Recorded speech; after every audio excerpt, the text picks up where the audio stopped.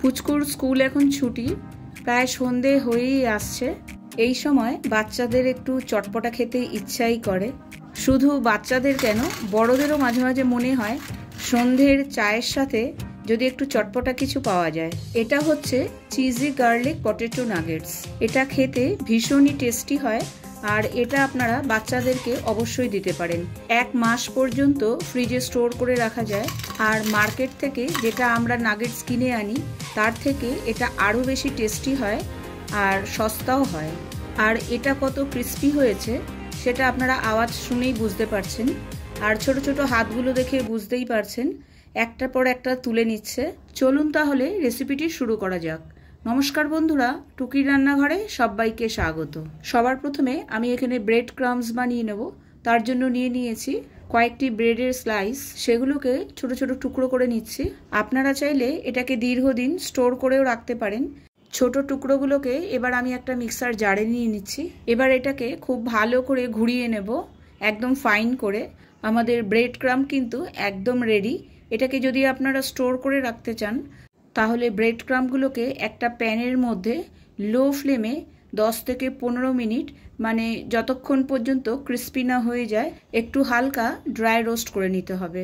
ঠান্ডা হয়ে গেলে যে কোনো এয়ারটাইট কন্টেনারের মধ্যে রেখে দীর্ঘদিন স্টোর করা যাবে। এখানে আমি নিয়ে নিয়েছি 5খানা সেদ্ধ আলু।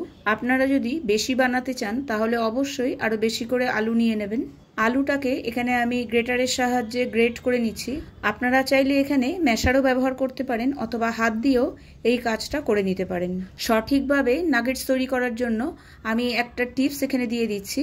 সঠিকভাবে আলুটা কিন্তু সেদ্ধ করে নিতে হবে, মানে বেশি জলভাব থাকলে হবে না। আমি 2টো সিটি দিয়ে কুকারের মধ্যে আলুগুলোকে সেদ্ধ করে নিয়েছি। বেশি জলভাব থাকলে পরে শেপ দিতে একটু অসুবিধা হয়ে যায়। সেদ্ধ করা আলুর মধ্যে আমি দিয়ে দিচ্ছি 1 টিস্পুন নুন, 1 tablespoon oregano, 1 tablespoon chilli flakes, তার জায়গায় আপনারা কাঁচা লঙ্কা কুচিও ব্যবহার করতে পারেন, 1/2 টিস্পুন ক্রাস্ট গোটা গোলমরিচ, 1 টিস্পুন চাট মশলা, 1/2 টিস্পুন ভাজা মশলা। ভাজা মশলার মধ্যে আছে ধনে, জিরে, শুকনো লঙ্কা সমপরিমাণে শুকনো খোলায় ভেজে নেওয়া। আর দিয়ে দিচ্ছি 3 টেবিল স্পুন কুচনো ধনেপাতা। এখানে নিয়ে নিয়েছি একটা তড়কা প্যান, তার মধ্যে দিয়ে দিলাম 1 টেবিল স্পুন বাটার। এটা অবশ্যই অ্যাড করবেন। বাটারটা গরম হয়ে গেলে তার মধ্যে দিয়ে দিচ্ছি 2 টেবিল স্পুন কুচনো রসুন। লো ফ্লেমে রসুনটাকে হালকা ভেজে নিতে হবে, কোনো কালার চেঞ্জ করতে হবে না। রসুনের কাঁচা গন্ধটা চলে গেলেই এটাকে অ্যাড করে দেবো আলুর মধ্যে। আর নিয়ে নিচ্ছি 2টো চিজ কিউব। আমি প্রসেসড চিজ ব্যবহার করছি, আপনারা চাইলে এখানে মজারেলা চিজও ব্যবহার করতে পারেন, তবে প্রসেসড চিজই ব্যবহার করলে বেশি টেস্টি হয়ে থাকে। এরপর খুব ভালো করে সব কিছুকে আমি এখানে মিশিয়ে নেব। আপনারা চাইলে আরও বেশি করেও চিজ এখানে ব্যবহার করতে পারেন, আর চিজটাও অপশনাল। আপনারা চাইলে এটাকে স্কিপও করতে পারেন, তবে চিজ ব্যবহার করলে নাগেটসের টেস্টটা অনেকটাই বেশি হয়ে যায়। সব কিছুকে এখানে খুব ভালো করে মিশিয়ে নেব। আপনারা এখানে দেখতেই পাচ্ছেন আলুটা যথেষ্ট নরম, মানে ময়েস্ট হয়ে রয়েছে। তার জন্য একটু বাইন্ডিংয়ের দরকার। বাইন্ডিংয়ের জন্য আমি এখানে নিয়ে নিয়েছি ব্রেড ক্রাম্বস। এখানে আমি 4 table spoon bread crumbs use করেছি। আপনারা চাইলে এখানে চিড়েকে গুঁড়ো করেও ব্যবহার করতে পারেন, এছাড়া কর্নফ্লাওয়ারও ব্যবহার করতে পারেন। খুব বেশি ব্রেড ক্রাম্বসের এখানে দরকার পড়বে না। যদি মনে হয় তাহলে অবশ্যই আরও 2-1 চামচ আপনারা ইউজ করে নিতে পারেন, তবে ব্রেড ক্রাম্বসটা ইউজ করলে নাগেটসগুলো আরও বেশি ক্রিস্পি হয়। আর আপনারা নিশ্চয়ই এটা খেয়াল করেছেন, আলুটা একদম ডোয়ের ফর্মে চলে এসছে, একদম হাতে কিন্তু একটু লেগে যাচ্ছিল না। ঠিক এইভাবেই তৈরি করে নিতে হবে ডোটাকে। আমি এখানে একটা বাটার পেপারের ওপরে আলুটাকে শেপ দিয়ে নিচ্ছি। এখানে আপনারা আপনাদের পছন্দ মতো যে কোনো শেপই দিয়ে দিতে পারেন, তার জন্য সেভাবেই আপনারা রোলটা তৈরি করে নেবেন। আমি এখানে ট্রায়াঙ্গেল শেপ দিয়ে নিচ্ছি। আপনারা চাইলে স্কোয়ার বানাতে পারেন, অথবা রাউন্ড রাউন্ড শেপও বানাতে পারেন। তাছাড়া ছোট ছোট নাগেটসেরও শেপ দিতে পারেন। এইভাবে একটু হাত দিয়ে চেপেও আপনারা ট্রায়াঙ্গেল শেপও বানাতে পারেন, খুব একটা কঠিন নয় বানানো। এবার এটাকে খুব ভালো করে এভাবে র্যাপ করে আমি ফ্রিজে রেখে দেবো। আপনারা চাইলে এইভাবেই ফ্রিজারে রেখে 1 মাস পর্যন্ত ইউজ করতে পারেন। একটা এয়ারটাইট ব্যাগে করে রেখে দিতে হবে, আর এটা খারাপও হবে না। তবে আমি এটা এখনই ফ্রাই করব, তার জন্য এটাকে 10 মিনিটের জন্য ফ্রিজারে রেখে দেবো। বাটার পেপার না থাকলে আপনারা এটাকে কোনো এয়ারটাইট কন্টেনারে করে ফ্রিজারে রেখে দিতে পারেন 10 মিনিটের জন্য, মানে ইনস্ট্যান্ট যদি বানাতে হয়। এখানে আরেকটা শেপ আমি আপনাদের দেখিয়ে দিচ্ছি।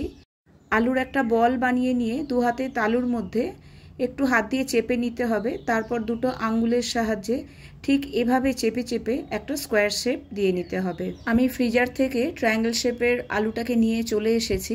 ফ্রিজারে রাখাতে খুব সুন্দর একটা শেপ নিয়ে নিয়েছে, দেখতেই পাচ্ছেন।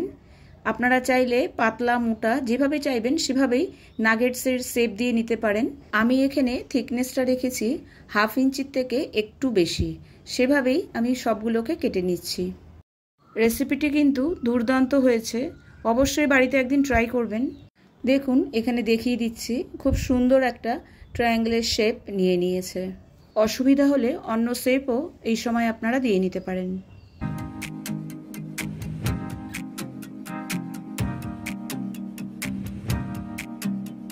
চলে যাব নেক্সট স্টেপে। এবার বানিয়ে নেব স্লারি, মানে ঘোল যাকে বলে। এখানে আমি 3 টেবিল স্পুন আটা, 3 টেবিল স্পুন ময়দা ব্যবহার করেছি, আর দিয়ে দিয়েছি 1/2 টিস্পুন নুন। এখানে চাইলে আপনারা কর্নফ্লাওয়ারও অ্যাড করতে পারেন। এখানে প্রথমে অল্প অল্প জল অ্যাড করতে হবে, একবারে বেশি জল অ্যাড করা যাবে না, তাহলে লাম্পস তৈরি হয়ে যাবে। অল্প অল্প জল দিয়ে একটা পাতলা স্লারি বানিয়ে নেব, খুব বেশি মোটা স্লারি এখানে বানাবো না। এবারে আমি এক একটা ট্রায়াঙ্গেল শেপ নেব আর স্লারির মধ্যে ভালো করে ডিপ করে নেব, তারপর এটাকে আমি ব্রেড ক্রাম দিয়ে কোট করে নেব। আপনারা চাইলে ঠিক এই অবস্থাতে, মানে একদম ব্রেড ক্রাম দিয়ে কোট করা আছে সেই অবস্থাতেই এয়ারটাইট কন্টেনারে করে ফ্রিজারে রেখে দিতে পারেন, একদম 1 মাস পর্যন্ত ভালো থাকবে। যখনই মন হবে ফ্রিজার থেকে বের করবেন, আর ডিপ ফ্রাই, শ্যালো ফ্রাই যেভাবে আপনার পছন্দ সেইভাবেই আপনি খেতে পারবেন। আর মার্কেটে কিন্তু ঠিক এইভাবেই পাওয়া যায়, কিন্তু সেটা বড্ড কস্টলি হয়ে থাকে। আর ঘরে বানালে অল্প একটু পরিশ্রমেই অনেকগুলো নাগেটস কিন্তু তৈরি করা যায়। আর নাগেটস বানাতে খুব একটা বেশি জিনিস লাগে না, মেন ইনগ্রেডিয়েন্টস হচ্ছে আলুই বেশি প্রয়োজন হয়। এখানে আমি সমস্ত নাগেটস বানিয়ে তৈরি করে ফেলেছি। আমি এটাকে ডিপ ফ্রাই করব। আপনারা চাইলে শ্যালো ফ্রাই, ডিপ ফ্রাই অথবা হেলদিভাবে খেতে হলে এয়ার ফ্রাইও করে নিতে পারেন, তবে ডিপ ফ্রাই করলে প্রচণ্ড সুপার ক্রিস্পি তৈরি হয়। তেলটা যখন মিডিয়াম ফ্লেমে খুব ভালো করে গরম হয়ে যাবে তখন আপনারা নাগেটসগুলো তেলের মধ্যে ছাড়বেন, খুব বেশি একসাথে ছাড়বেন না, তাহলে নাগেটসগুলো খুলে যেতে পারে। এই টিপসটা ফলো করলে আপনাদেরও নাগেটসগুলো হবে ঠিক এই রকম সুপার ক্রিস্পি। প্রথম ব্যাচ আমার ফ্রাই হয়ে গেছে, দেখতেই পাচ্ছেন, দেখতে কত সুন্দর লাগছে। আর সেকেন্ড ব্যাচও আমি কড়াইতে দিয়ে দিচ্ছি। এই নাগেটস খেতে এত সুন্দর লাগে, অল্প বানালে মোটেই চলবে না। আমার বাচ্চারা তো চারিদিকে ঘিরেই দাঁড়িয়ে রয়েছে, মা কখন বলবে প্লেটের থেকে নিতে। ভেজে তুলতে না তুলতেই শেষ হয়ে যাচ্ছে। সত্যি সত্যি এই নাগেটসগুলো শেষ করতে মাত্র 2 মিনিট সময় লেগেছে। আপনারা বাড়িতে অবশ্যই একদিন ট্রাই করবেন। ভিডিওটা ভালো লাগে থাকলে আমাকে কমেন্ট করবেন। আপনাদের সাথেও কিন্তু ঠিক এই ব্যাপারটাই হবে, ভেজে তোলার সাথে সাথে নাগেটস কিন্তু শেষ হয়ে যাবে। আমার চ্যানেলের পুরনো বন্ধুদের জানাই অসংখ্য ধন্যবাদ, আর নতুন বন্ধু হয়ে থাকলে চ্যানেলটিকে সাবস্ক্রাইব করে আমার পাশে থাকার অনুরোধ রইল। নিচে দেওয়া বেল আইকনটি অবশ্যই প্রেস করে দেবেন, তাহলে আমি যখনই নতুন কোনো ভিডিও আপলোড করব তখনই সবার আগে পৌঁছে যাবে আপনার কাছে। ভালো থাকবেন, সুস্থ থাকবেন। আজকে এই পর্যন্তই, টাটা।